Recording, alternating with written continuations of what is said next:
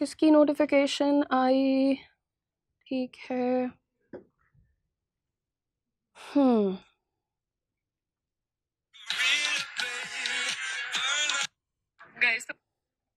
Nice.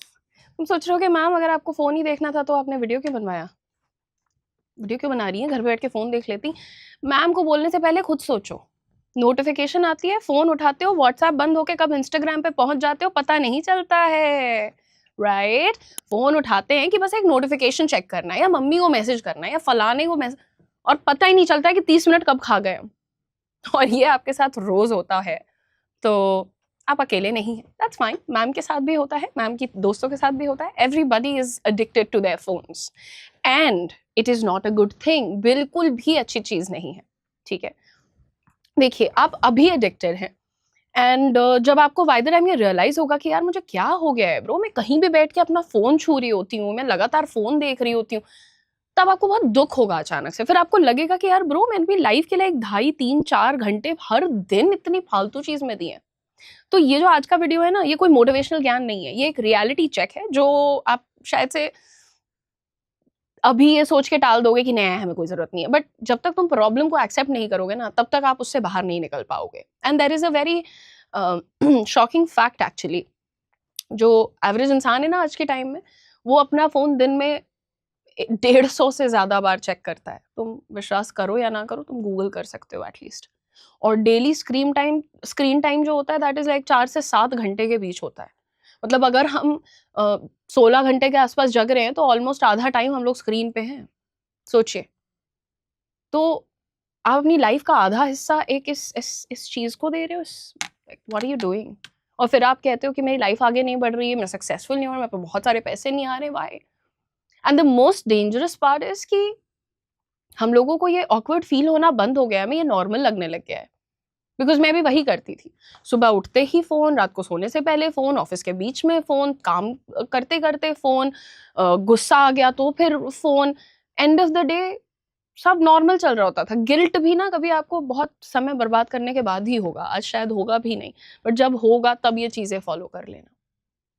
हो सकता है आपको ऑलरेडी फील हो चुका हो कि टाइम वेस्ट हुआ है, लेकिन सेटिस्फैक्शन हमें जीरो है। This addiction is very dangerous. And but why is it dangerous?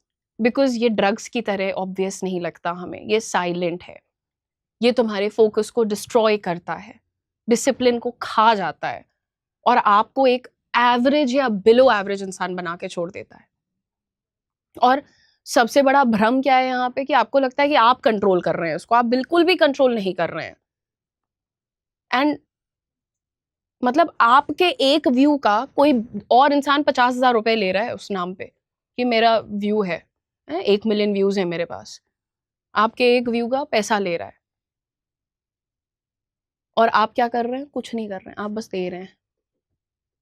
Every notification is a trigger.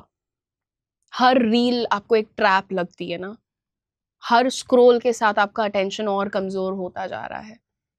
And सवाल ये है भी नहीं कि फोन एडिक्शन है कि नहीं है, सवाल ये है कि तुम बाहर कब निकलोगे इससे। मैंने लास्ट टाइम वीडियो बनाया था कि भैया सारी दुनिया इन्फ्लुएंसर बनती जा रही है, क्यों? तो किसी ने आके लिखा आप वीडियो क्यों बना रहे हो फिर? तो अगले ने लिखा अपना कंपटीशन कम करने के लिए। भैया पगले वगले हो क्या थोड़े? हैं? तुम्हें क्या लगता है कि ये यूट्यूब पे वीडियो बनाने के लिए हम लास्ट ईयर शुरुआत की है कि उसके पहले शुरुआत की है?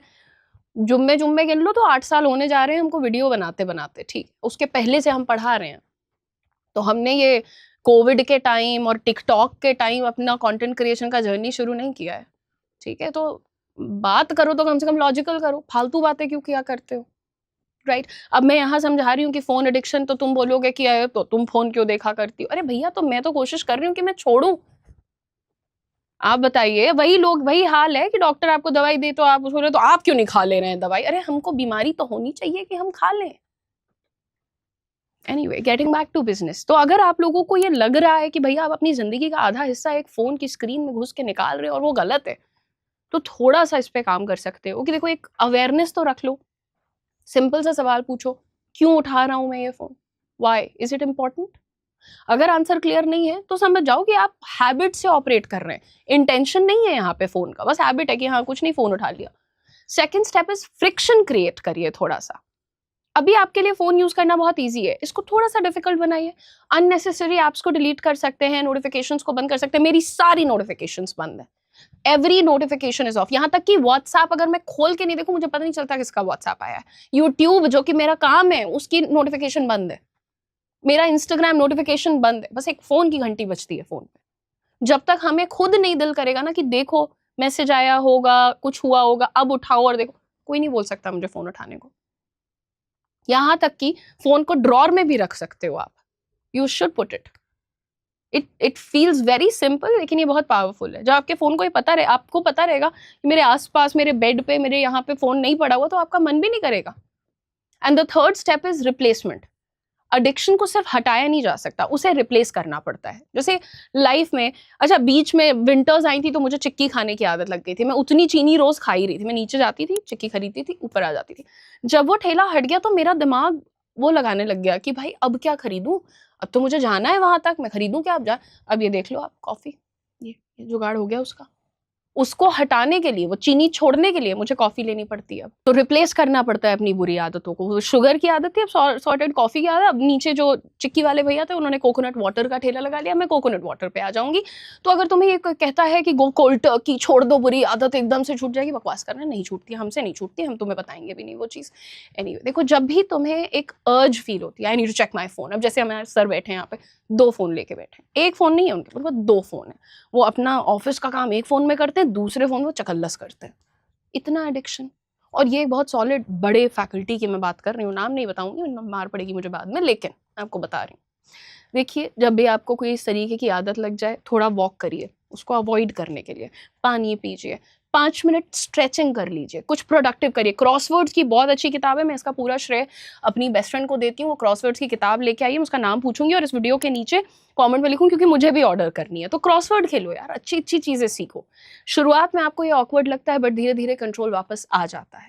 एक इंपॉर्टेंट बात आपको बता दूं कि आपको किसी के लिए परफेक्ट नहीं बनना है। अगर आज आप मेरे कहने पे, मेरे लिए, मेरे आइडियोलॉजी से मीट करने के लिए फ़ोन छोड़ देते हो, जिस दिन आपको लगेगा कि ये फालतू टीचर है, आप उस दिन वापस फ़ोन करने लगोगे, right? The whole point is life time कुछ भी करना अपने लिए करना, क्योंकि तुम जो भी अपने लिए करोगे वो तुम कभी भी नहीं छोड़ोगे। अगर तुम किसी और के कहने पे, किसी और की वजह से वो करने जाओगे, तो तुम जिस दिन तुम्हारा उस इंसान से, उस चीज से मन भर जाएगा, then you will go back to your bad habits. तो अगर आज आप 6 घंटे फोन यूज कर रहे हैं तो प्लीज कल से उसको एटलीस्ट 3 घंटे कर दीजिए। लेकिन अगर आप 6 से 5.5 पे भी आ रहे हो तो ये भी प्रोग्रेस है, ठीक है? Real change is always slow. आराम से काम करो, रियल रहो, नेचुरल रहो, अपने आप को किसी और से कंपेयर मत करो। तुम्हें नहीं पता भाई मेरा फोन का एडिक्शन कितने साल से चला जा रहा था, अब मैंने कम किया है ना? एंड में बस आपको इतनी सी बात समझाना चाहूंगी कि फोन प्रॉब्लम नहीं होता है, लैक ऑफ कंट्रोल प्रॉब्लम होता है। और ये जो लैक ऑफ कंट्रोल है, फोन इसको प्रमोट करता है। फोन कहता है कि हाँ हाँ छोड़ ना, कोई भी दिक्कत हो रही है फोन उठा के बैठ जा, माँ बाप बैठे हैं डिनर करने के लिए, फोन उठा के बैठ जा। ये क्या है? अगर आप अपने फोन को कंट्रोल नहीं कर पा रहे हैं तो लाइफ को कंट्रोल करना आपके लिए बहुत मुश्किल हो जाएगा।